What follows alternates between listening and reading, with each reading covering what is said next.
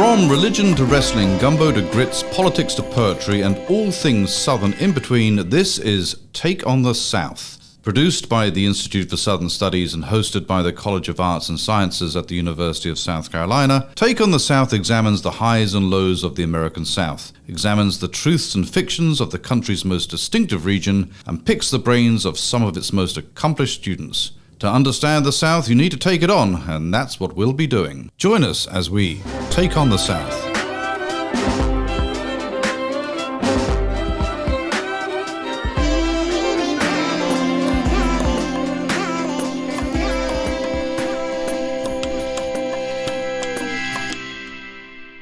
Welcome to Take on the South, the podcast of the Institute for Southern Studies at the University of South Carolina. I'm Matt Simmons, Assistant Director. Almost gave myself a promotion there. Assistant Director of the Institute, and I'll be your host today. We have another video in our series that we recorded, another one of these a couple days ago, with a scholarship winner. We have several scholarships here in ISS, but two of the major scholarships are the Neuffer Scholarship in Southern Studies, which are given out to undergraduate students. We gave a couple of those this year. And then the David G. Ellison Fellowship in Southern Studies, which we give to graduate students. We'll be doing an episode on that a little bit later. But we're here with our second recipient of the Neuffer Scholarship in Southern Studies, Sophie deMaine, right? Yes. Today, Sophie, I've had you in a class before, and I know a little bit about your background. But why don't you tell us where you're from, what you're studying, and let's just start there. Sure. I'm from Greenville, South Carolina. Technically Greer, but no one here knows like where Greer is, so I just say Greenville. Is Greer in Greenville County? It's Greenville County, yes, but it's its own like separate township. Yeah. So yeah, it's teeny tiny. And I'm studying anthropology and religious studies. Okay. Double major, and hoping to get a minor in Southern Studies, but that's not technically official yet. Not technically official. Okay. Yeah. Very, very good. All right. So anthropology and religious studies. How did you come by that? Yeah. I originally started in anthropology because I wanted to work in museums.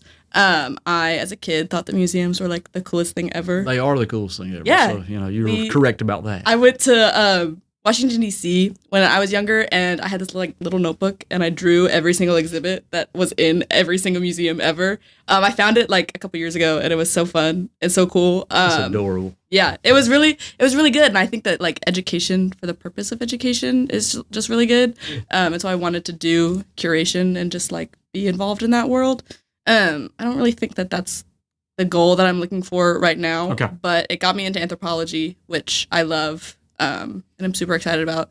And religious studies was something I've been thinking about, but it's just kind of tacked on there to the end because I love it and it's interesting and it works with my program. So. Fantastic. And so you're from Greenville. Is your family from Greenville? Or did they come there recently, or? No, we came there recently. So my mom's side of the family is all from Henderson County, North Carolina. Okay, great. Hendersonville, Flat Rock area. Yep. And my dad's family is from Pennsylvania. Okay.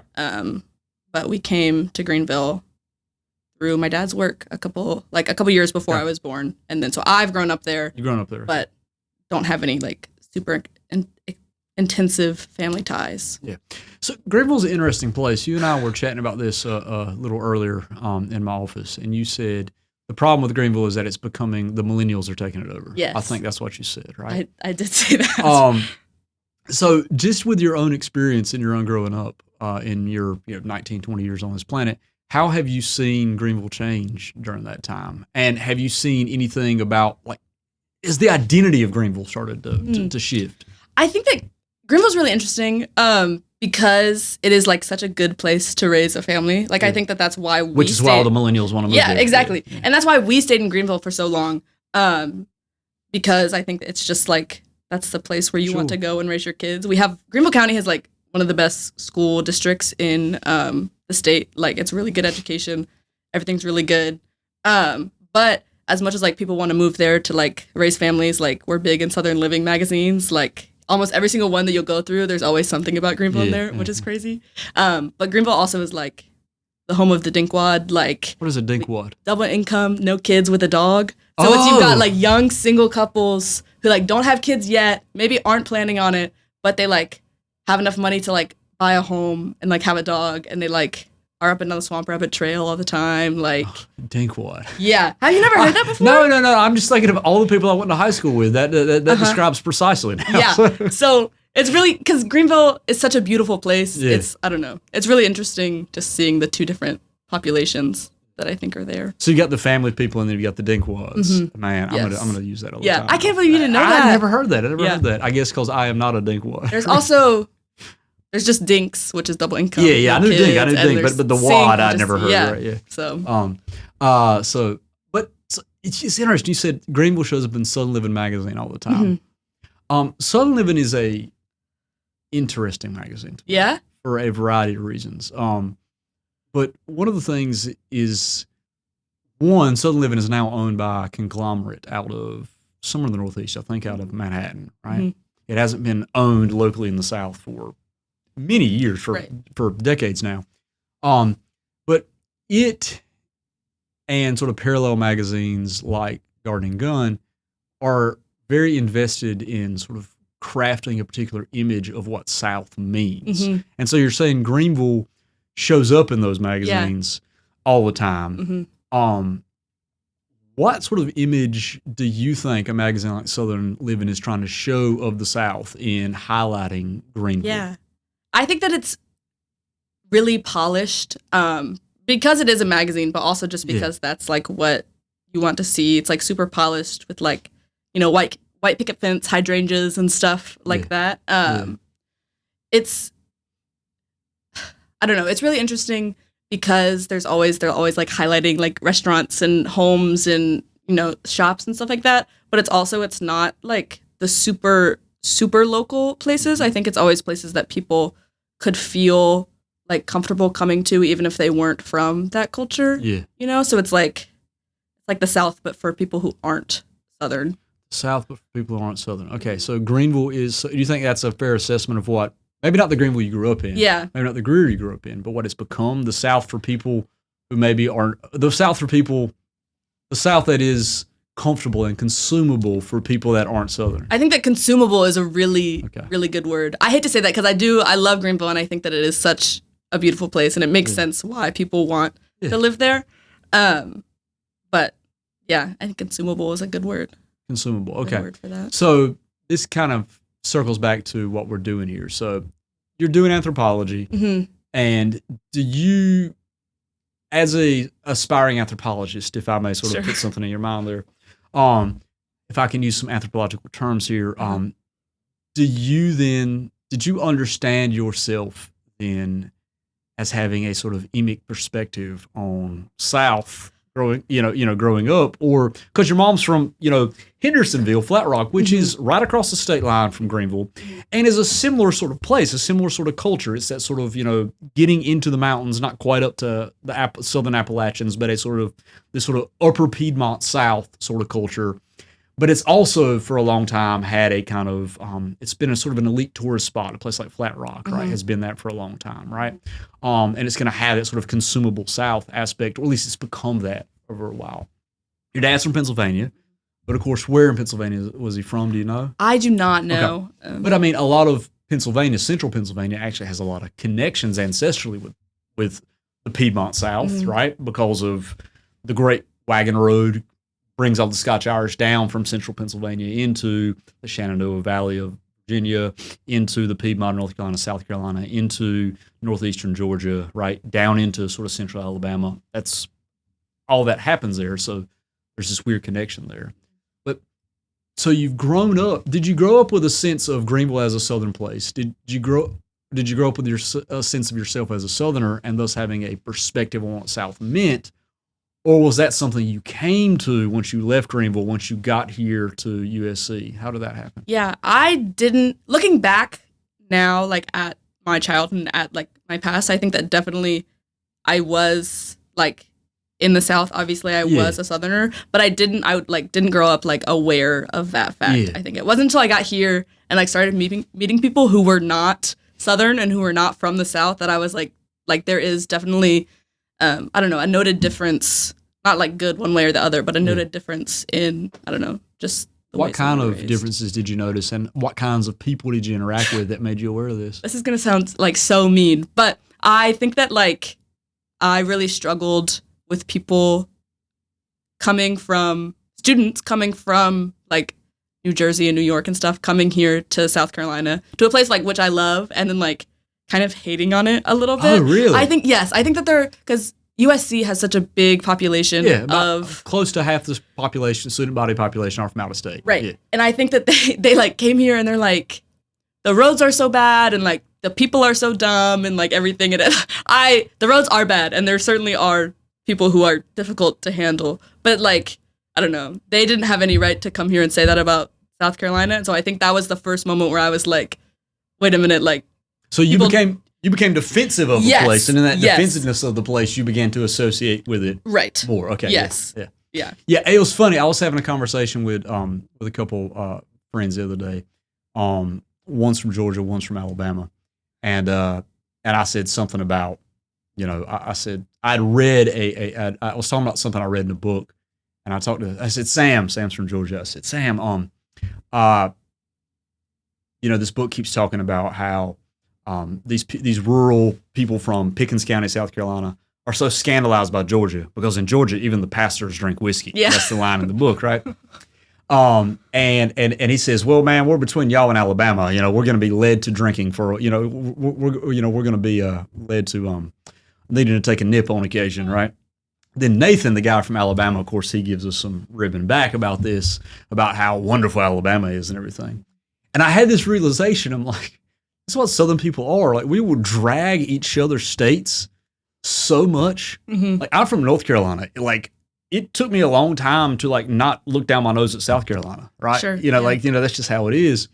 And the whole thing about the South Carolina joke is like, thank God for Mississippi, right? Yeah. And yet, if anybody from New Jersey or from Ohio or from Oregon, or Idaho for that matter, rags on Mississippi, somebody from South Carolina is going to be like, oh, hold on. Right. That's my people, mm-hmm, right? Mm-hmm. And so that defensiveness there kind of creates a sort of sense of mutual belonging there together. For sure. I this summer worked at like a summer camp type thing, and we would have groups like from different areas come to us, and we'd like do a week of like service work and like volunteering and stuff. And we had a lot of groups from out of state. This was in Raleigh. And we had a lot of groups from out of state. We had one group from like Pennsylvania, and then we had another one from California even, and it was wild. And they would come here, and I there was a couple moments where I got like really defensive over the South because we were working like with vulnerable populations and stuff, and like there's a lot of poverty in the South. And so when people from like big cities come here, they're like, oh, you must be like handling things wrong, like because you have so much poverty and stuff going on. And so I like got super defensive, and I was like on the verge of like arguing with some people because I was like, you don't understand, like you can't just come here and like, I don't know, talk down to us. I don't know. It was frustrating. Yeah, no, that's really interesting. So you came here and people talking down about this place made you become self-aware of your belonging here. I think so. Right? Yeah. So did you then start to look for start to make studying the South then a part of your academic trajectory? Or did you just fall into my class because, you just, it fulfilled a credit and it fit your schedule? And if the latter is the answer, that's totally fine, right? Yeah, I think that originally, I think it was just, I fell into the class and it fit a credit, but it was something that I was interested in. Yeah. Like I love literature, and Southern literature had to be interesting because this is an interesting place. So yeah, I started off in your class just because I needed a spot, and it was my first semester freshman year, and so it was something to look forward to. And so I took it, and it was great. And I don't know, it's been super interesting seeing like how much more aware of my place in the South, and the South itself is like, I don't know, I've become so much more aware of it. Of the stuff that we read in that class. So just for everybody listening, Sophie took a class with me. It was a survey of Southern literature beginning with the late 18th century up to the early 21st century. And we kind of hit the high points and hit some of the big authors, left some of the big authors off, hit some relatively obscure figures, some very obscure figures. I always have to plug in Grace Elizabeth King, who is someone no one knows, and I think she's amazing and wonderful, and everyone should read her. It's just well known in the late 19th century and been completely forgotten. But Balcony Stories is one of the great works of late 19th century Southern literature. Full stop. It's fantastic. All that being said, my little plug for reading Grace King in there. Was there anything that we read in that class, or maybe not even a particular work, a particular author, just any kind of ideas you encountered in the stuff we were reading that made you kind of say, I do belong to this place, and I want to, and helped you understand the place that you had come from, that by your own admittance, you really hadn't considered yourself to be a part of that? Yeah, I think that a lot of the work that we read focused on the idea of like filial piety and just like kinship and relationship to one's own family. We read Catherine Ann Porter and her work with like Pale Horse Pale Rider specifically. It was just so good. I cried reading that one. I think you actually cried in class. I did. I did. It was so bad. I was sitting next to Patrick and I was crying, and it was rough. Yeah. But I think that just the idea of filial piety and the idea of like kind of the honor and duty that you owe to your family is a really interesting idea, because I think that's becoming something that is like less common, and for good reasons. Like I think that it's important to like, if you're like don't have a good relationship with your family or anything, then I think that it's okay to like distance yourself. But also there is like an inherent need to like, I don't know, support people who have supported you and to like work through family history and just be aware of that. I think is super important, and that, I don't know, I really enjoyed works that focused on stuff like that. Yeah. And it seems like that would fit because in those Porter stories, in that Miranda trilogy, if you will, and many people are familiar with those works because they're quite well known. This is in some ways about Miranda investigating the very thing that you're talking about, right? Understanding, having to become aware of your placement within somewhere, right? Like you weren't aware of what being from Greenville meant. It was just where you grew up. Miranda's not really aware of being from place until her life changes and she suddenly has to reflect on, okay, what does my relationship to that place actually mean? And begin to see her unearthing these stories that she was connected to and all this. And there's that famous line, there's that line that I think is kind of the key to everything Porter ever writes, which is, what do grown-up people mean when they talk anyway, right? Like, how do we fit in? Like, how am I a part of a story there? And so it seems like you read these stuff and now, like, okay, I'm part of this story, while you're also reacting to people who are saying, what is this dumb place? You're like, well, this dumb place is where I'm from, you jerks, right? And I owe something to it because it has born me. It has given me life, even if I don't have that. Which then circles back around to what you're saying about Greenville, which is, if the South in a place like Greenville is just consumable, it's not a place to which one belongs.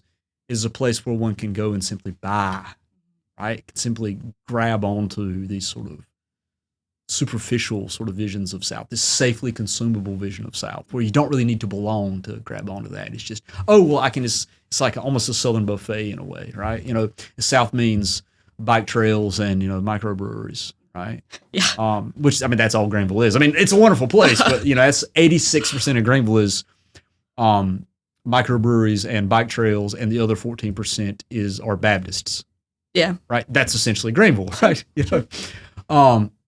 But so this is your situation. This is where you are here at USC, a year ago, right? Yes. Is that a year ago? Yeah, because you're a sophomore, right? Yes. So then, how then did you want to? Because I know, in full disclosure, you're actually doing some work for us now on ISS.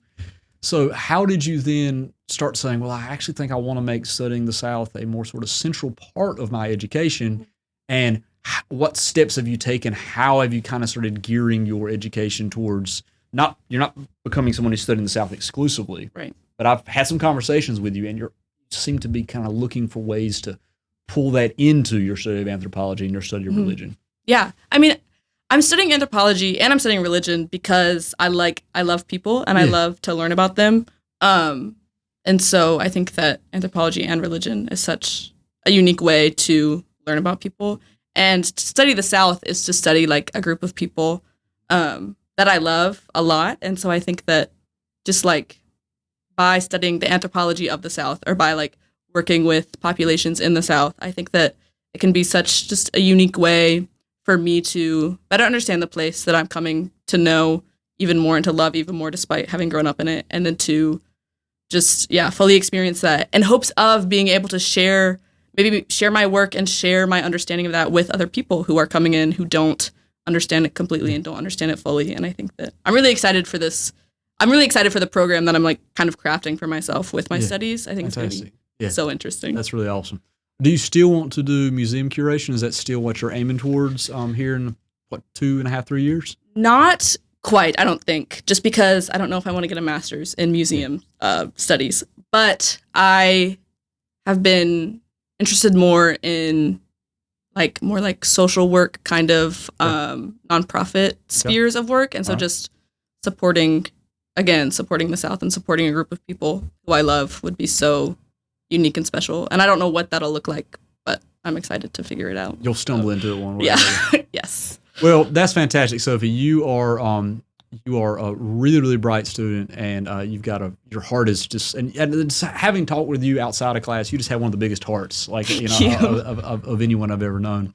And just kind of seeing you saying, no, here's a place I belong to, and I want to belong to, and I want to love, and I want to help people that belong here understand their belonging here, and I want people that aren't from this place to understand why belonging here is important. Like, that's fantastic. That really is.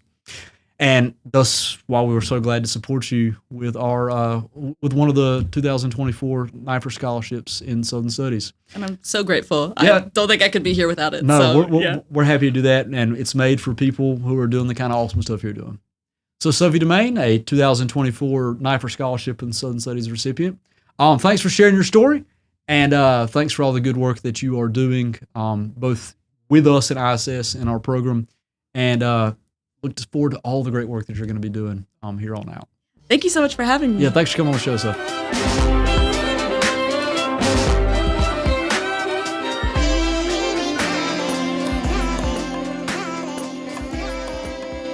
That was our Take on the South. Let us know yours. Find us on Facebook, Twitter, and Instagram at U of SC South. Take on the South is produced by Matt Simmons of the Institute for Southern Studies. Special thanks to Professor Dave Garner of the University of South Carolina School of Music for composing our music. Tune in next time for another Take on the South.